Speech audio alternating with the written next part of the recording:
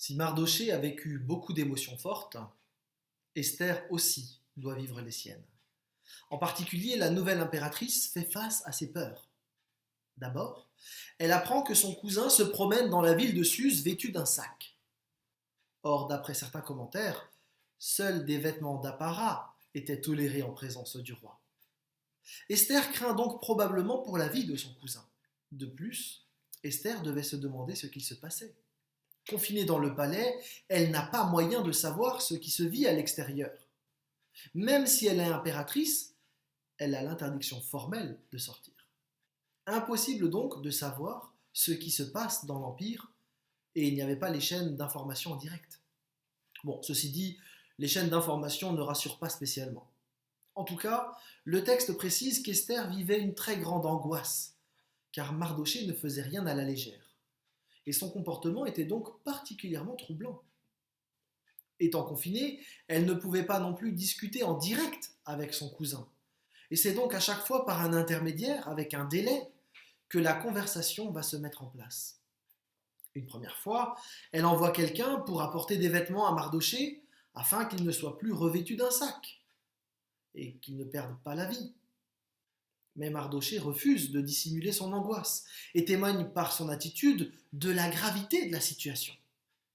Esther a dû angoisser encore plus.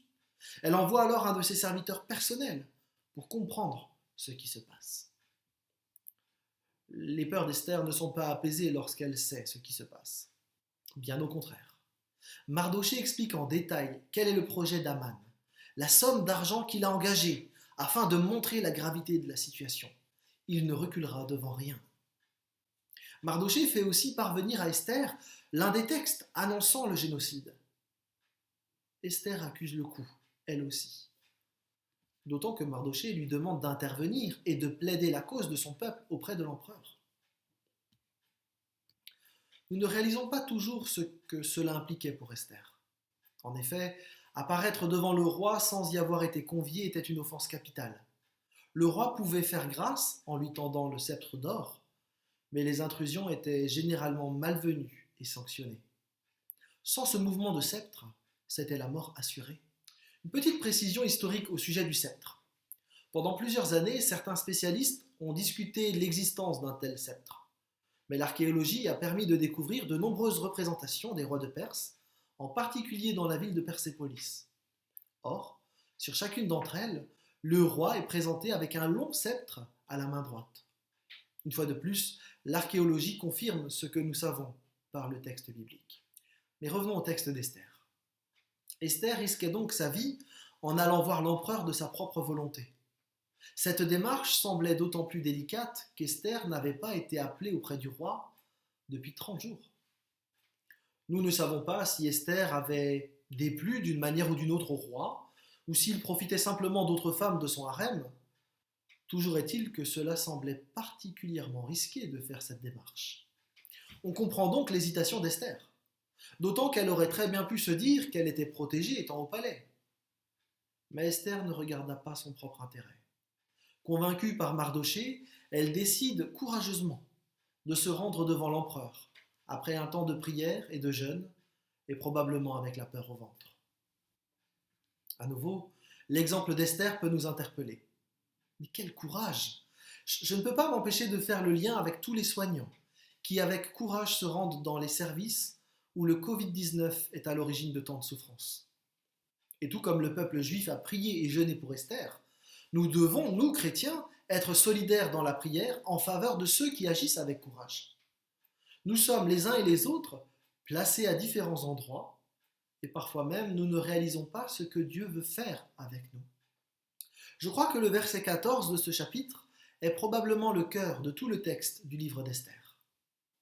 D'ailleurs, qui sait si ce n'est pas en vue de telles circonstances que tu es devenue impératrice?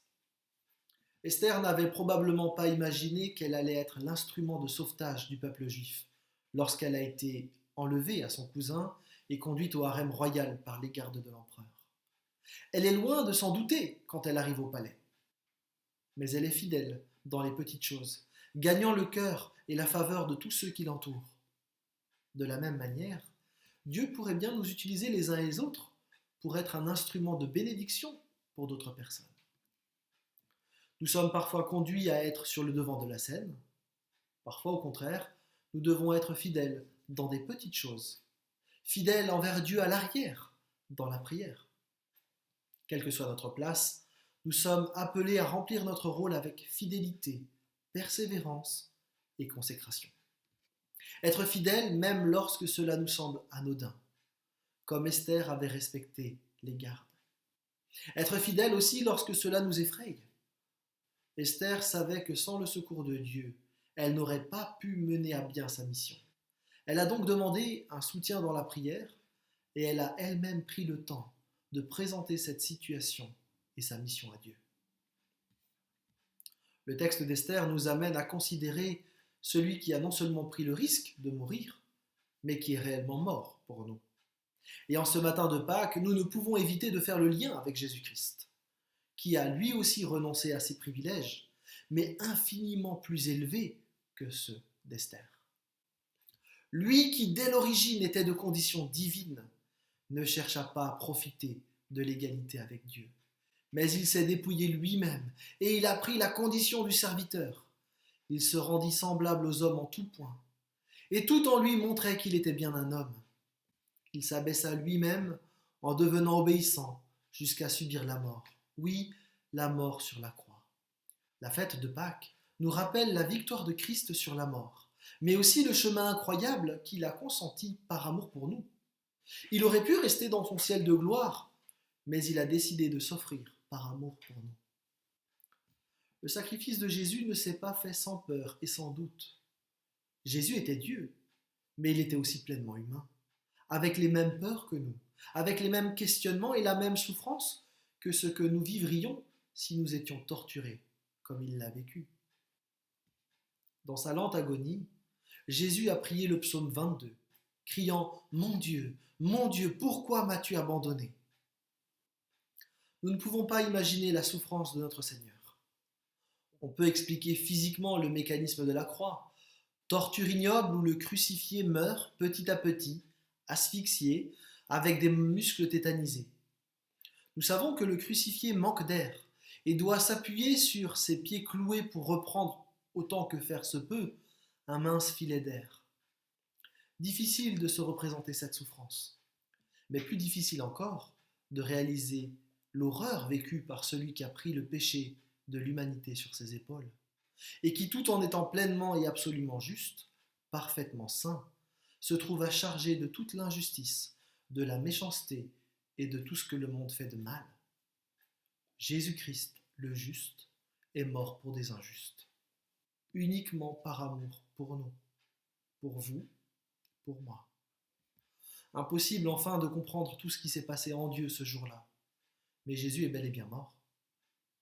Ce dimanche de Pâques nous permet de réaliser, au travers de la vie d'Esther, que Jésus n'a pas donné sa vie sans émotion, sans peur, mais qu'il l'a fait la boule au ventre, angoissé, terrifié et souffrant. Il n'était pas une sorte d'extraterrestre stoïque, non, il a tout donné par amour pour nous. Jésus a démontré tout l'amour qu'il a pour chacun d'entre nous ce jour-là. Et je prie pour que personne ne doute de son amour. Jésus a été pleinement homme dans sa vie et dans sa mort. Mais il est aussi Dieu, le Fils, deuxième personne de la Trinité, et la mort n'a pas pu le retenir. Sa résurrection prouve qu'il n'était pas juste un prophète, mais bien le sauveur de l'humanité. Dieu fait homme, Dieu avec nous, Dieu venu sur terre pour nous. Le matin de Pâques démontre avec puissance que ce Jésus est le roi des rois, qui a tout accepté, même la mort, par amour pour nous. C'est pourquoi Dieu l'a élevé à la plus haute place, et il lui a donné le nom qui est au-dessus de tout nom, pour qu'au nom de Jésus, tout être s'agenouille dans les cieux, sur la terre et jusque sous la terre, et que chacun déclare Jésus-Christ est Seigneur, à la gloire de Dieu le Père. Ce Jésus que nous fêtons aujourd'hui nous a offert bien plus que des chocolats. Il nous offre la vie en abondance, une vie qui se prolonge dans l'éternité. Car tout comme Esther a pu finalement sauver son peuple, de la même manière, Christ nous a sauvés.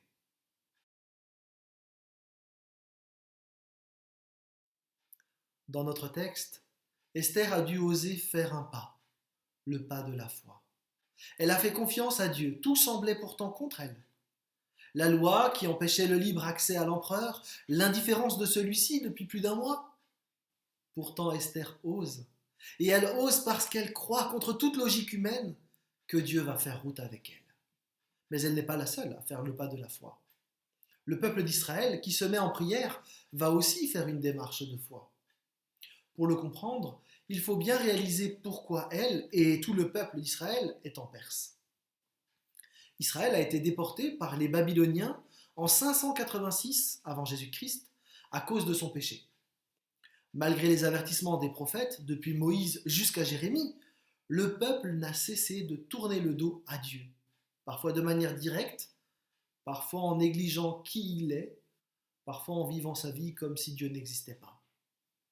C'est suite à cette indifférence coupable que Dieu avait laissé les Babyloniens détruire Jérusalem et déporter le peuple. C'est pour ça qu'Esther est en Perse. Le peuple de Dieu était en exil, loin de sa terre. Chaque Israélite avait essayé de s'installer comme il le pouvait dans cette nouvelle terre, dans les circonstances d'un exil. Avec cette annonce choc du génocide prévu, le peuple d'Israël prend à nouveau conscience de son éloignement d'avec Dieu. Et le peuple tout entier pleure sur son sort. Tout le peuple se met alors à prier et à jeûner. Vous savez, le jeûne, ce n'est pas une espèce de grève de la faim qui obligerait Dieu à agir plus vite. Non, le jeûne, c'est d'abord l'expression d'une prise de conscience grave. C'est le signe visible de la mort éternelle qui attend celui ou celle qui tourne le dos à Dieu. En jeûnant, le peuple d'Israël témoignait de cette prise de conscience et de son besoin absolu de Dieu. Ces choses ont été écrites pour nous servir de leçon. Quelle place laissons-nous à Dieu dans notre vie? Individuellement, dans nos familles, dans notre société, dans notre monde. Comment est-ce que nous le considérons, lui, le roi des rois? Est-il juste une bouée de sauvetage lorsque je n'ai plus d'autres ressources? Ou est-ce que je le reconnais comme étant le seul vrai Dieu, le souverain absolu, le créateur, et en même temps celui qui a donné sa vie par amour pour moi? Peut-être que nous devrions nous aussi nous repentir, peut-être même jeûner, pour revenir à Dieu en réalisant que notre vie fait fausse route. Cette période si étrange et si bouleversante de confinement et de pandémie, où nos émotions sont parfois mélangées, pourrait être l'occasion d'un nouveau départ avec Dieu. Parce que malgré le nombre de décès qui rythment nos soirées, malgré la crise économique qui se profile, malgré les peurs, les doutes et les questionnements, il y a un espoir, un véritable espoir. Et en ce dimanche de Pâques, qui est le rappel de la résurrection, je veux affirmer que Christ est la lumière dont le monde a besoin, dont vous et moi avons besoin. Jésus nous permet de commencer une vie nouvelle avec Dieu, une vie en relation avec lui, où notre indifférence, notre arrogance, nos négligences sont pardonnées. Une vie nouvelle dans laquelle il nous accompagne, quelles que soient les circonstances. Jésus, qui a vaincu la mort le matin de Pâques, est le même qui a sauvé les Juifs au temps d'Esther. Et il est aussi celui qui nous délivrera des circonstances que nous vivons. Jésus-Christ nous aime profondément. Il vous aime personnellement. Ne négligez pas l'amour de celui qui a donné sa vie pour vous. Ce Jésus-Christ est vivant. C'est tout le message de Pâques. Ce Jésus-Christ vous aime. Il suffit de lui parler, de lui demander pardon et de recevoir sa paix, son amour et sa vie. C'est une démarche gratuite qui vous appartient à vous seul. Que le Seigneur vous bénisse. Joyeuse Pâques.